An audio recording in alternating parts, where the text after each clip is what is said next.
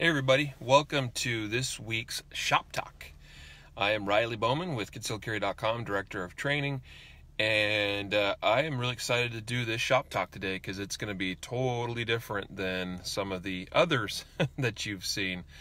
So I am not at home. I am not at the warehouse. I am in a completely different place, in a different state. I'm also in a place where, and due to the nature of my trip, where I'm not able to carry my gun. And so I am doing this week's Shop Talk about EDC gear, so everyday carry gear, that is good stuff to have when you can't have your gun. Yes, Charlie, hey, I am in a parking garage because I'm at a conference, actually, and there was no good place for me to set this up and do it, except for to sneak out of the conference and come to our rental car in the parking garage. Hey, what's up, Jason in Florida, and Tris, what's up, dude? Thanks for joining, guys. So this week's Shop Talk, again, EDC gear for when you can't carry your gun.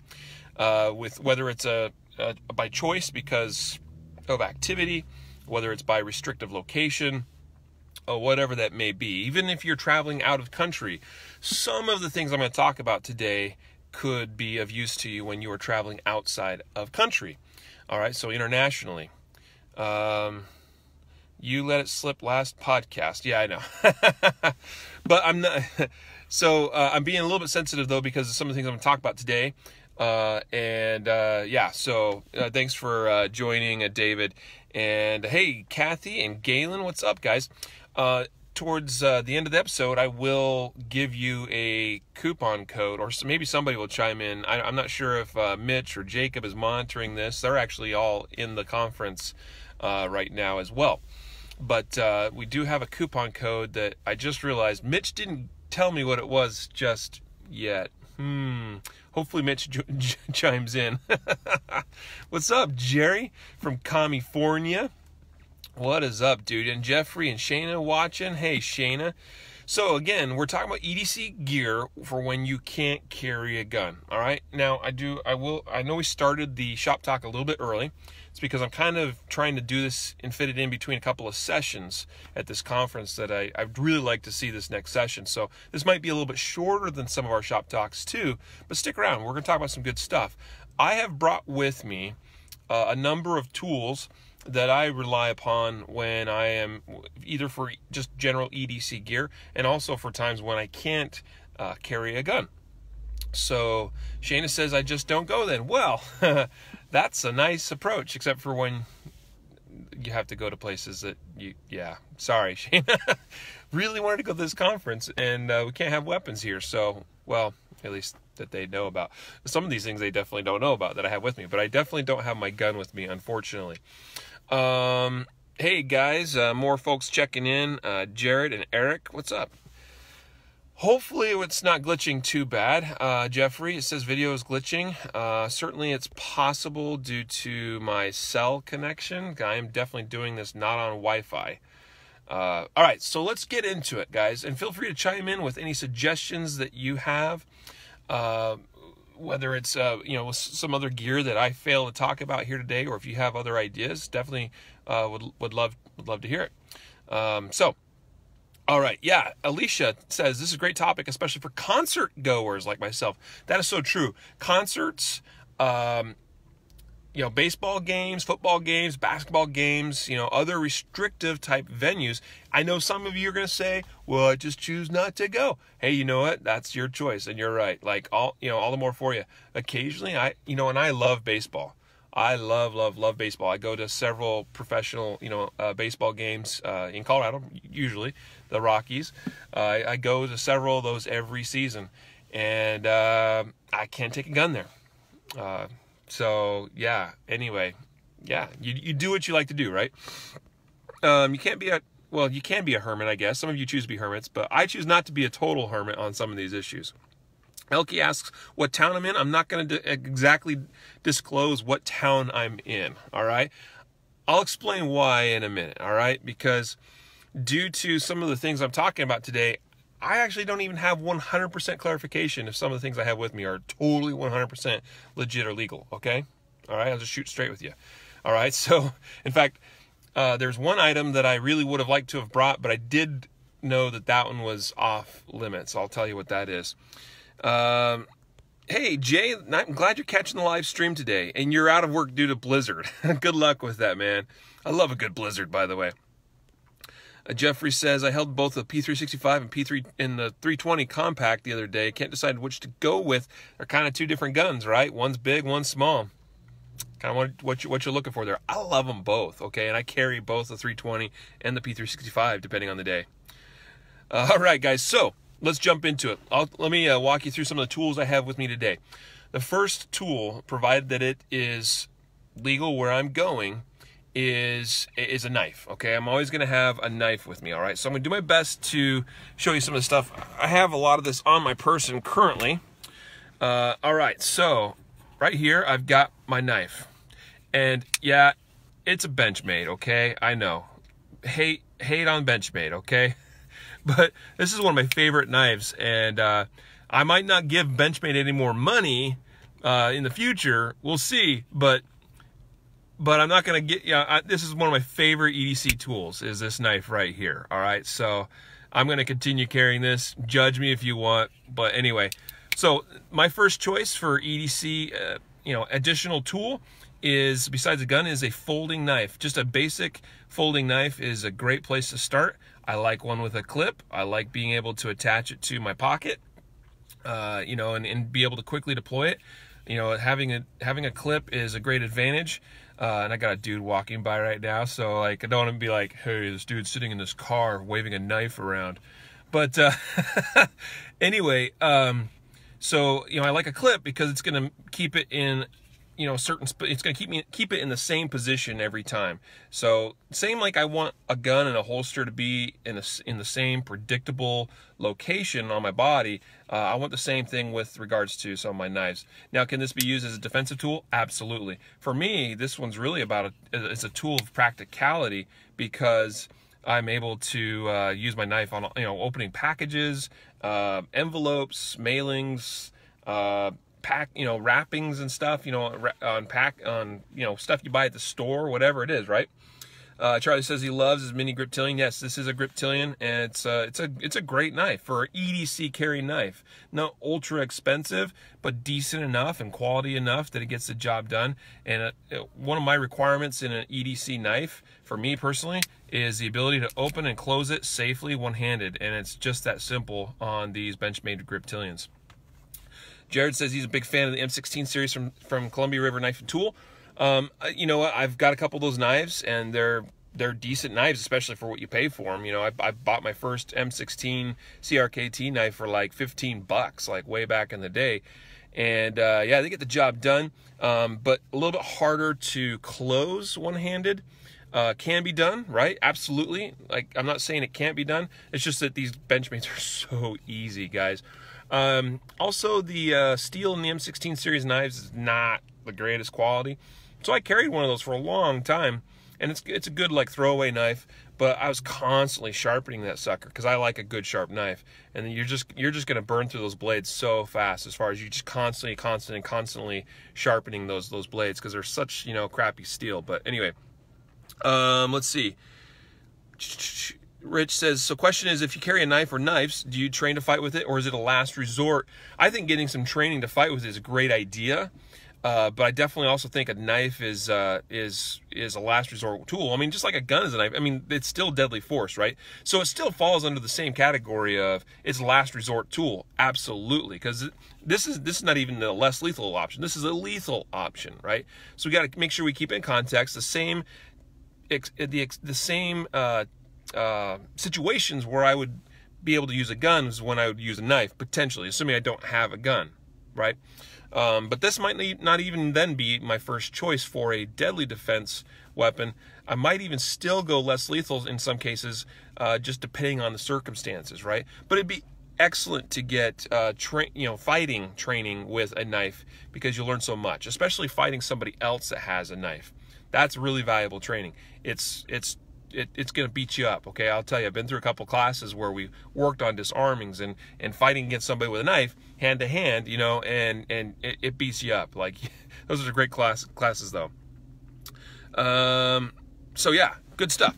Then I also have with me today a fixed blade knife, and this is a TDI knife. Many of you are probably familiar with these, the K-Bar TDI.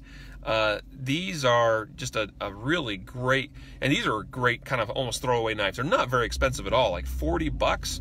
And you know, I've got this just carried on my waistband today, inside waistband, super quick to deploy, super effective. And you'll note I've got one on my left-hand side and one on my right-hand side. I like to go to the folder on my right-hand side if I needed to go to something, and then I'll go to the fixed on my left-hand side, because I'm just a little bit better with the folding knife with my right hand.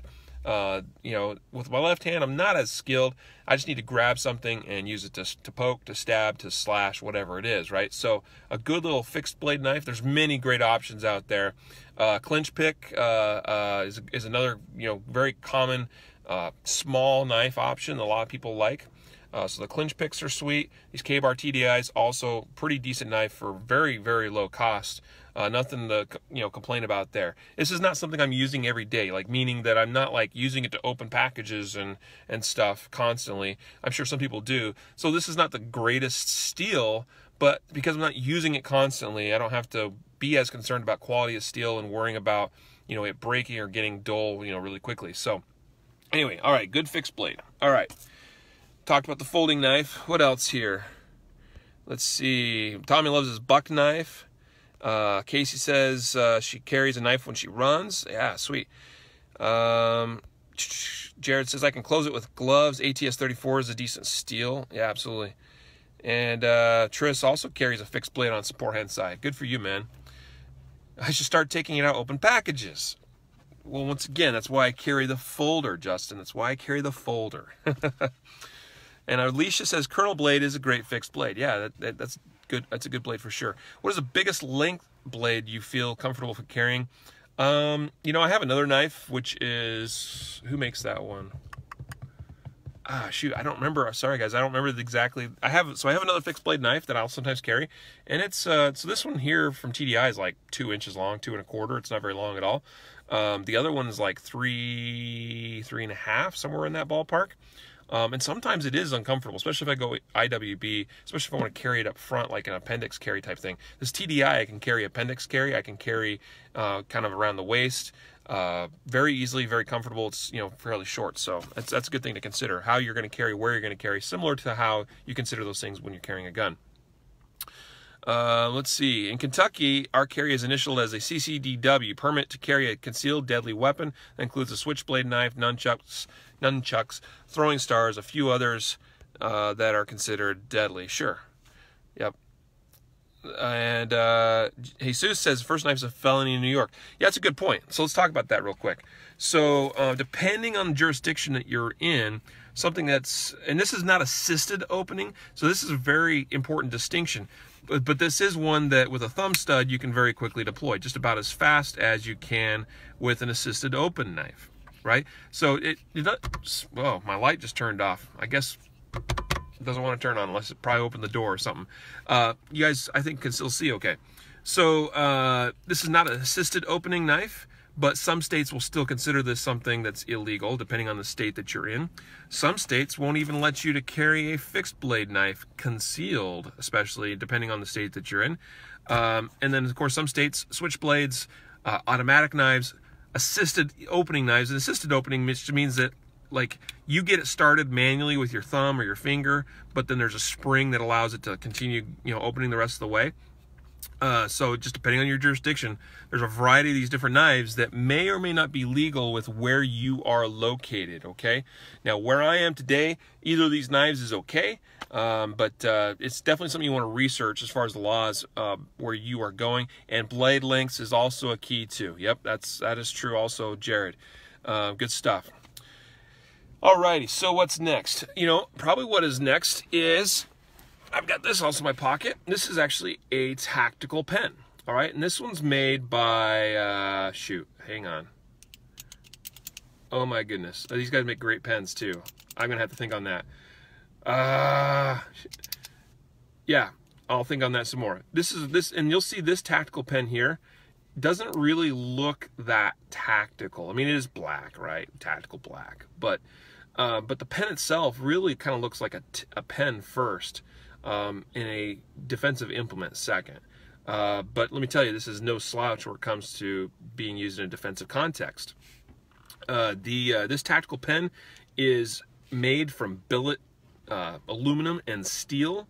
I believe the main body of this one is aluminum, and then the end cap here and the back of the pen and everything is actually made from steel. And also I think there's some titanium on the clicker itself, if I'm not mistaken. But anyway, this is a pen that can absolutely be used as a stabbing implement.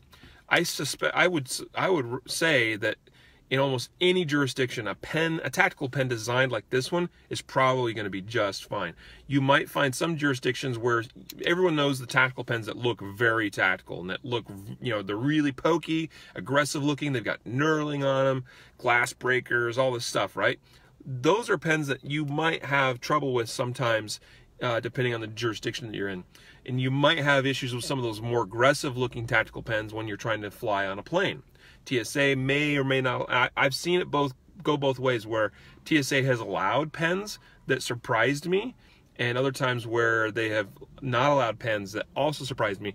But I have flown many times with this tactical pen from, again, I can't remember the name. I am so sorry. I'm going to think on that some more. I have never had any problems with this one at all because it looks like an actual pen, just a normal pen.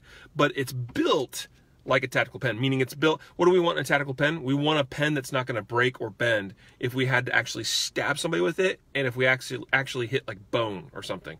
If you tried to use like a zebra pen, many people are familiar with zebra pens, like they look kind of tough. They got metal and stuff on the body of the pen or whatever, but they're not very strong at all. You could probably use them in a pinch, but you could expect some breakage. This pen here is built very well, very solidly.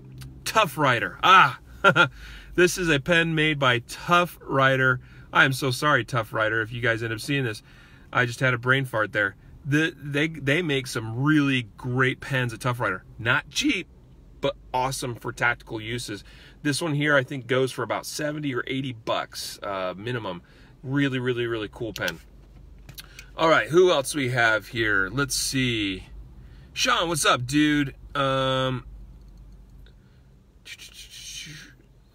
Gotta love Tough Rider. Yes, he's so Sam, you knew it, but I couldn't remember it, man.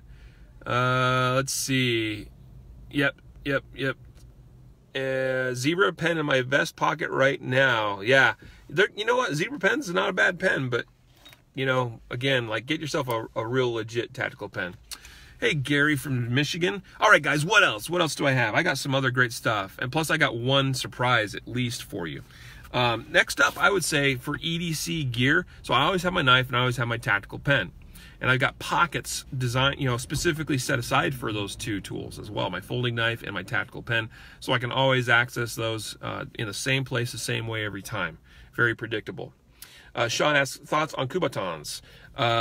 Yes, and I'll come to those in a moment when I talk about batons and Kubatons. So next I'm going to talk about flashlights. All right.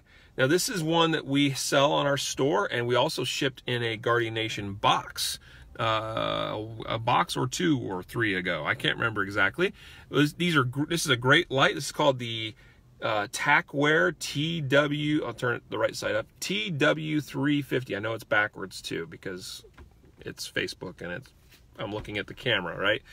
Mirror image. But so this is a great solid little pen. It's kind of fat and kind of stubby. You see it's got a kind of a tactical crenellated, I think is the term, bezel, a strike bezel, right?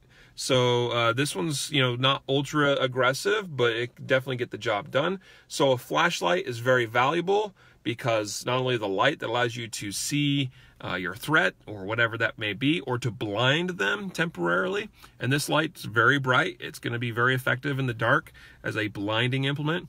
But then also if things get really up close and personal, then we can also turn this around and start, instead of just punching, we can also be striking downward, which is even more powerful typically for most people. Striking down like you're swinging a hammer as opposed to throwing a punch.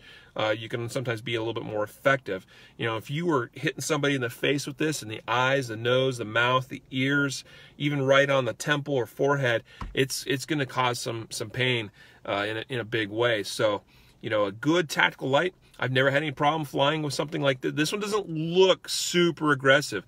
There are some tactical lights that look really aggressive, and those are ones that you're more likely to have problems with when you're trying to fly on a plane and take it with you. Casey asks on the TW350 how many lumens. I think it's 350 lumens. I could be wrong, but it's pretty bright. 350, 400 lumens, somewhere in that ballpark. So it's a good little light. I have another, Justin says, wow, those tough Rider pens are expensive. They are completely 100% made in the US, and they're legit. They're good stuff, guys. So just trust me on that. Sean says he's been carrying a flashlight as EDC since 2015. I've been carrying it longer, brother. Here's another flashlight that I really like and recommend.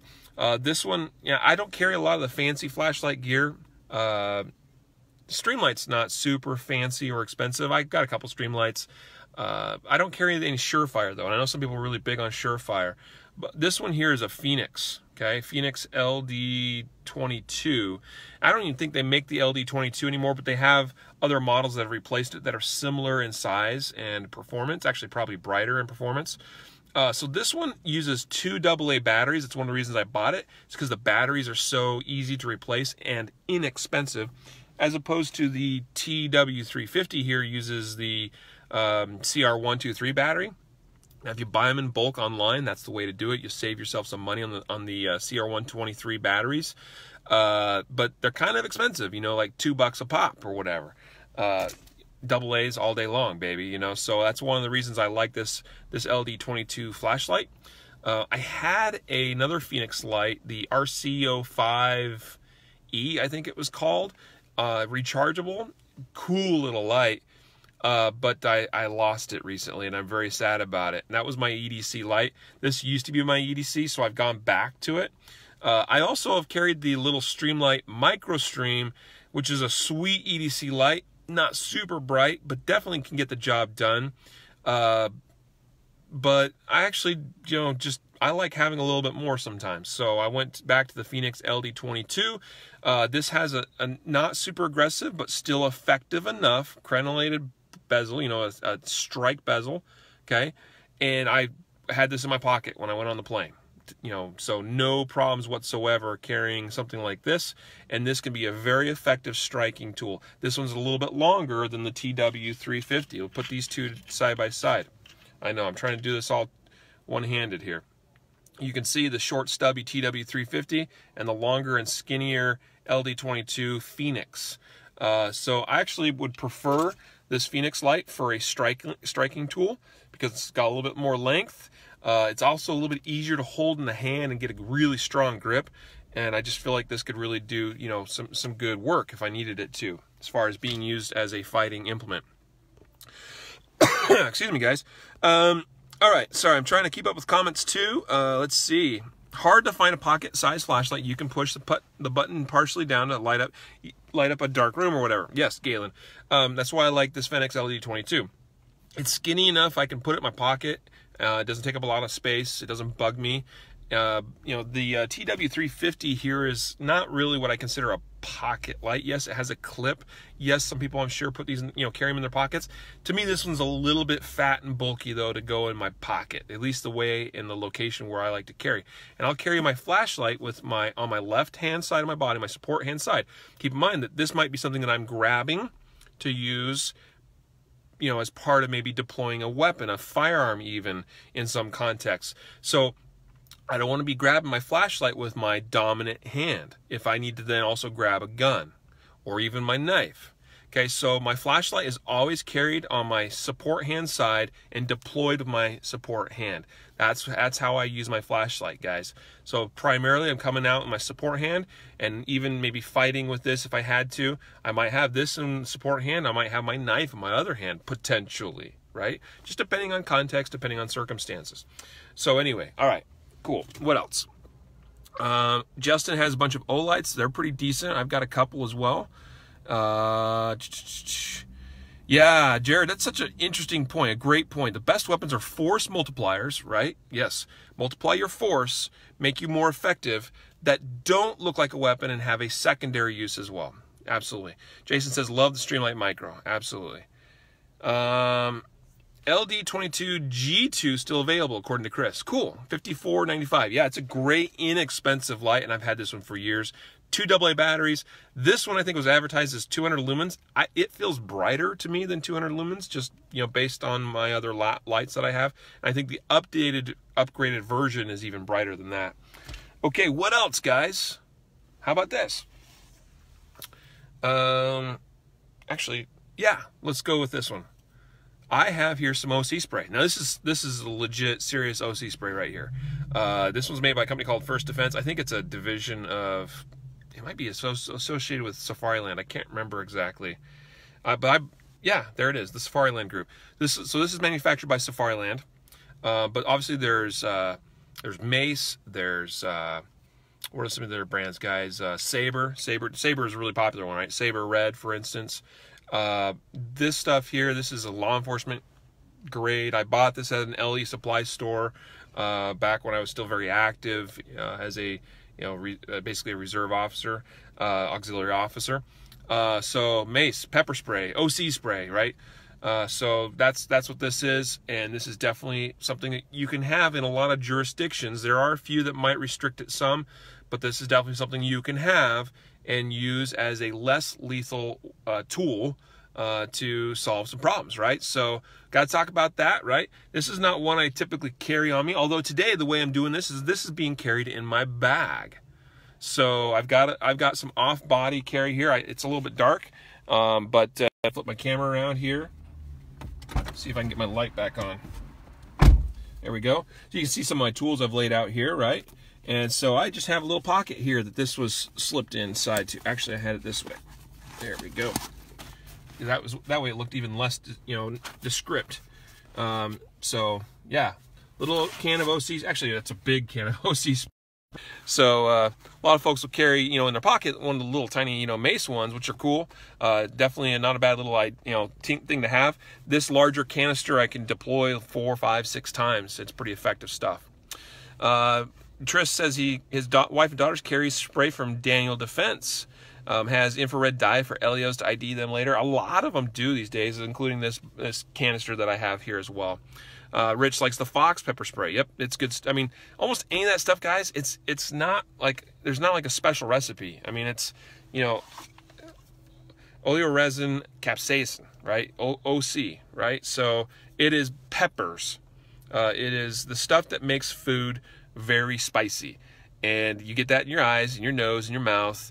It burns, it hurts. So yeah, I mean, so many guys make them, and the marketing will try to convince you that one is substantially better than another. And there's probably, there's different concentrations. This one's what they call a 0.2%. That's pretty standard, actually. There are 0.4s. It really doesn't take much of that OC though to make things really burn and hot.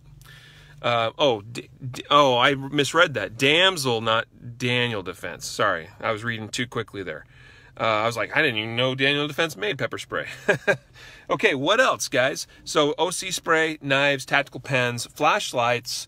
Let's talk about batons and Kubatons. All right, so where I am at right now, supposedly batons aren't legal. That's why I don't have one with me.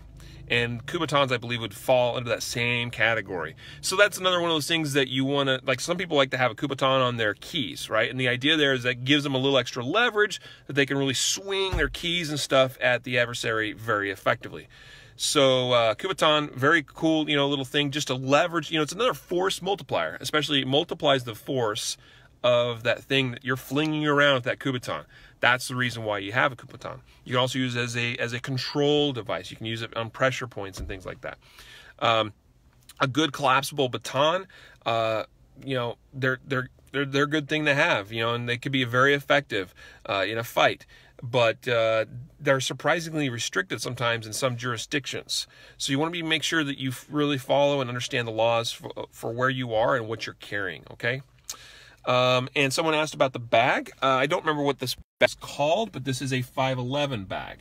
Like I said, don't remember the model. I'm terrible with this stuff sometimes, guys. I like this bag. It's got my iPad in here. I had a lot of this other gear in here. Some of this is in my pockets, but you know, this other flashlight was just a backup flashlight that I had in that pocket there.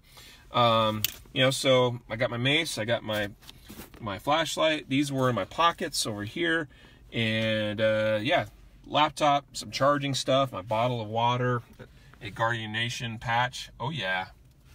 So yeah, love a good ASP or ASP. Yeah, they make good stuff. Also, Monadnock and there's a couple of brands that make batons, right? Collapsible batons especially.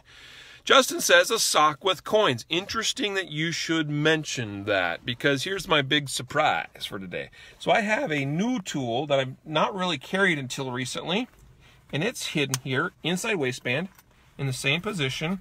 And it doesn't deploy super well. Actually, it's still getting broken in. It doesn't deploy super well while seated.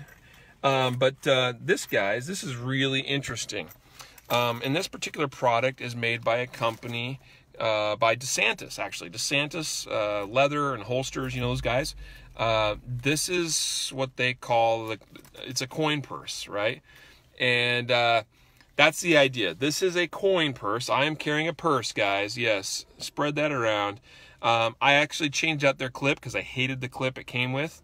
This is a Raven Concealment Systems clip, an RCS clip, and that works a lot better and is a lot faster and easier to grab and deploy.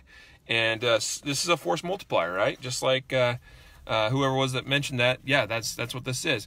And so I can grab onto this clip, I can grab onto this strap, I can strap that through onto my wrist or whatever, and then you know now, you don't want to swing this so much like a club.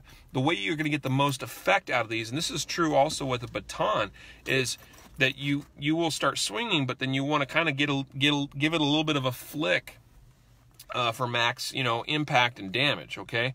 Because what you're trying to do is get this swinging extra fast, faster than what you normally can achieve with, you know, a fist or with a, you know, a hammer fist or even with a hammer. Like, as you swing this and really kind of get a good little swing at the end, that will really, you know, that'll kind of fulcrum it around, right? It's going to get a lot more inertia and energy into that flick.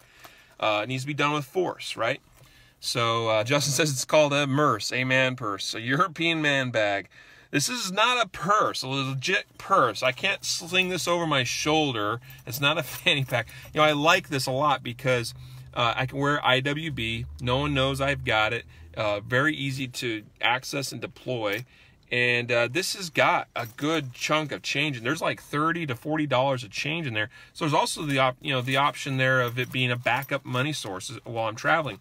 Now, according to some of my sources, and if you'll recall, Gary Quisenberry was on their podcast way back in the early days of the podcast. Gary knows a thing or two about international travel.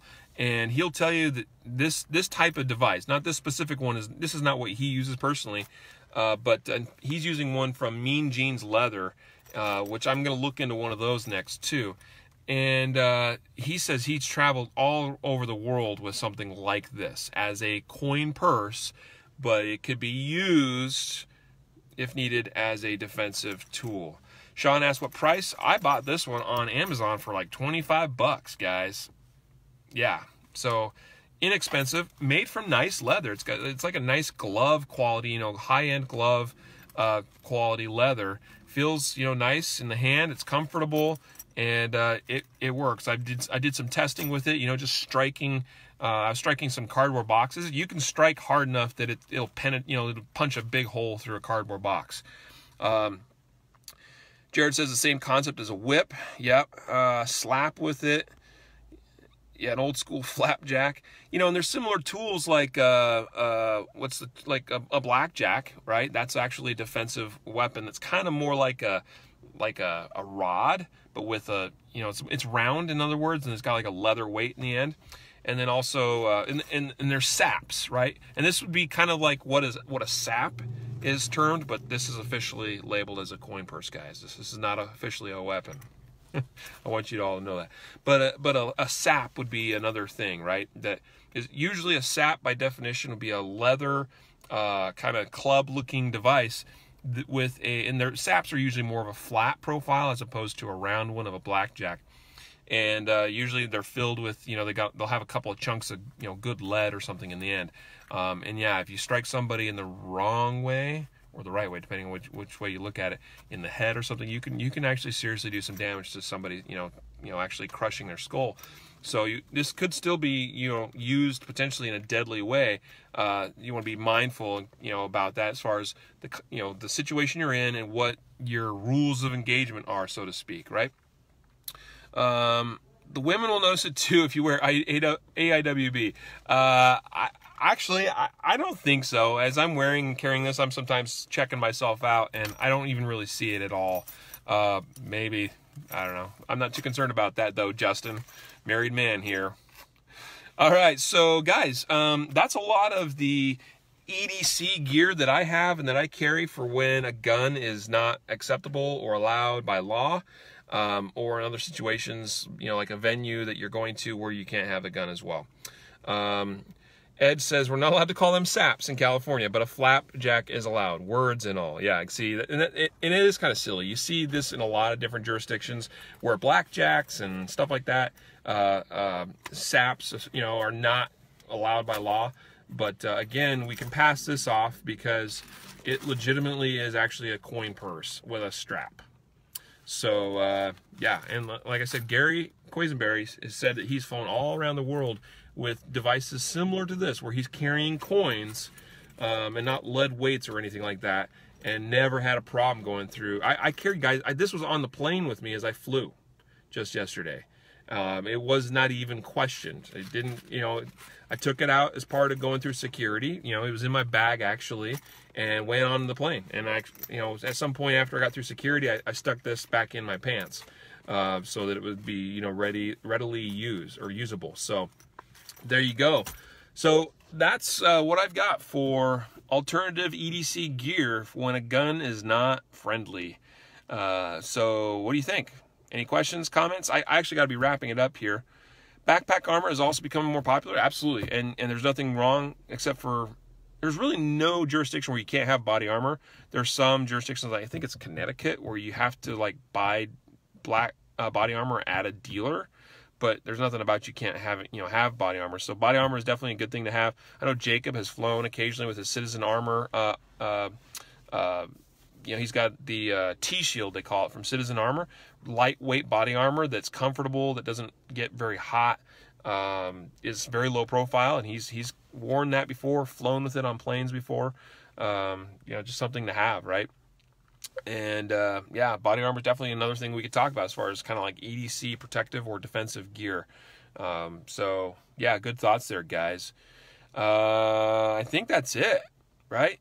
And that's pretty much, I mean, flashlight, that's a big must for me. A knife, a big must for me, assuming that I can have a knife where I am. And now some venues you can't have that, but I would bet you that most venues that are restrictive, that you could have a flashlight and you could have something like this, like a coin purse. And yes, just say it's your man purse, okay? And they can't judge you for that, man. They can't judge you for that. This is an accepting, you know, society that we live in these days. And let's see. Yeah, so a flashlight and a coin purse like this are probably like two good potential weapons, in air quotes, that you could take into almost any venue in any location or any plane. Oh, and the tactical pen. I forgot about the tactical pen. There you go. That's the third thing. Good thoughts, guys. Tightly rolled newspaper is effective in jabbing motion. Sure, absolutely. And Elke, yes. The answer is yes to your question there, buddy. All right, guys, I got to roll. I got to get back into the session here at this conference. You guys have a great week. I'm sorry. Check back to the video. We will post in a pinned, assuming we can pin it. I think we can pin it in these videos. But we will post in the comments as soon as I hear from Mitch what this week's coupon code is. And it is valid on any flashlight, and it might be valid on some other things in our store. I know for sure it's valid on flashlights in our store this week. You can go buy those this week. And there you go. The name of the coin purse, this was one that's made by DeSantis. Just search DeSantis coin purse on Amazon. And guys, I think we have a link you can use to get to Amazon. It gives us a little extra something, but you know, whatever. Just go to Amazon, search coin purse. DeSantis is the brand. No problem whatsoever. There's also great products from Mean Gene Leather and also from Foster Impact Devices. Two other great companies I'm familiar with that make awesome coin saps. All right, guys, gotta roll. Have a great week. The podcast, I forgot to preview things. Tomorrow's podcast will not be at noon Mountain Time. It will be in the evening, and I'm sorry I can't give you a specific time because we don't know exactly when we're going to be freed up from everything we got going on here to be able to do that. But I think it's going to be around 10 p.m. Mountain Time. It might be kind of late. All right, it might be a little earlier than that, but I would not count on it being any later than starting at 10 p.m. Mountain Time. We will do it live. We will do the podcast from the house that we're renting here this week. And then Thursday's episode, we'll be back in town. We'll be back in the normal groove of things. Oh, and sorry, Tuesday's episode is me and Jacob will be talking about legislative updates. So we'll have a bunch of legislative news. So tune in for that. We will announce the winners of the weekly podcast giveaway. And make sure this is your last call, last chance. Tonight, this week's sign up expires for this week's prize, which is let's see, this week, what are we giving away, guys? Crap. We are giving away, I forgot already. That's not good. Anyway, we're giving away something awesome. I think later this week, we're giving away copies of Vehicle Firearm Tactics DVDs on Thursday. And that'll also be the prize for next Tuesday. Vehicle Firearm Tactics DVDs. Awesome DVDs, training DVDs. Thursday's Facebook Live podcast will announce winners of Facebook Live attendees of copies of the Vehicle Firearm Tactics. Thursday, we will be... What are we talking about Thursday? We're talking about 3 gun modifications that actually make sense and 3 that do not on Thursday's edition of the podcast, live on Facebook. All right, tune in tomorrow night. Watch for the notifications on our live podcast show. Tomorrow night, we'll announce this last week's signups, the winners of our podcast giveaway for the weekly giveaway, and then Thursday's episode where we talk about 3 gun modifications that make sense and 3 that do not. The multi-tool. Charlie. Thank you, Charlie. I couldn't remember what it was. Yes, the prize we're announcing the winner of tomorrow is the Real Avid Multi-Cutter Multi-Tool. Thank you, Charlie. You're a lifesaver. Guys, I got to run. We'll see you tomorrow night. Thanks so much.